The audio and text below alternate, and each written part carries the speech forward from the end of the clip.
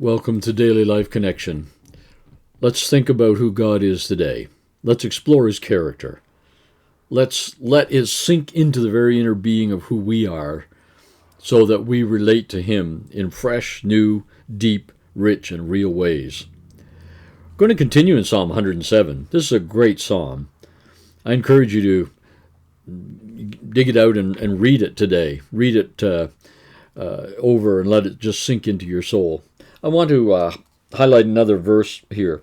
In verse 35, it says, He, speaking of God, turns a desert into pools of water, a parched land into springs of water. He turns a desert into a pool.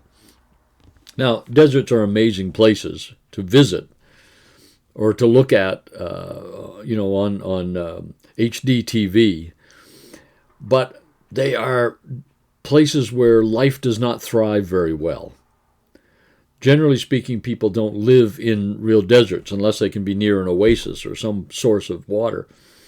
Very few plants or animals live in deserts as well. A few who have adapted to do that. Deserts are difficult. Burning, hot, no shade, no water, no grass. Many of the things of life which give richness to life and sustain life are not present in the deserts. And sometimes we go through deserts in our lives. We go through times when it seems that there is no comfort, there is no shade, there is no relief from the intense pressures of life, daily life.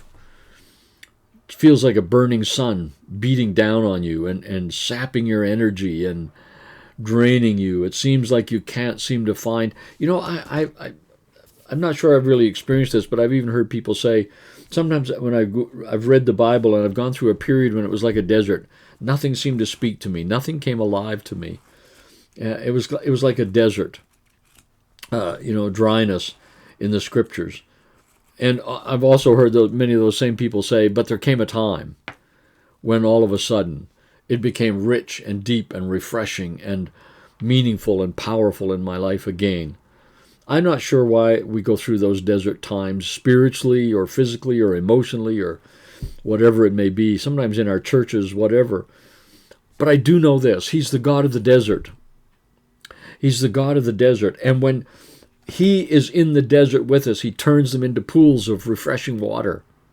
You know, we've all seen movies and read stories of somebody lost in a desert, and they've drained all their water, and they're dehydrated, and they're sunburned, and they're fast approaching death. And they stumble on an oasis, and they immerse themselves in the water, and they're drinking great draughts of water from the oasis, and they're lying in the shade under the trees. It's life-giving, it's life-sustaining. It turns everything around from hopelessness and despair to relief and comfort. That's what our God does in the deserts. He comes alongside us in the deserts and He turns them into pools of water. Now, interesting, it doesn't say He led them out of the desert. It said He turned the desert where they were into a pool of water. Here's my point for us today. Let's come to the point of where we believe that the desert we're in whatever area of our life it may be, that in that place, He will turn it into a pool of water. He'll turn it into a place of refreshing. He'll turn it into a place of life-giving, sustaining freshness. He leads me beside quiet waters. He restores my soul. Sometimes right in the desert place. You know, when I get in one of those places, I sometimes pray, God, get me out of this desert. God, get me out of this desert. Well, perhaps sometimes I need to just say, I'm okay here in the desert, but I need you to turn it into a pool of water. I need you to turn it into a place of refreshing. And you know, that's so miraculous, isn't it? That God can do that.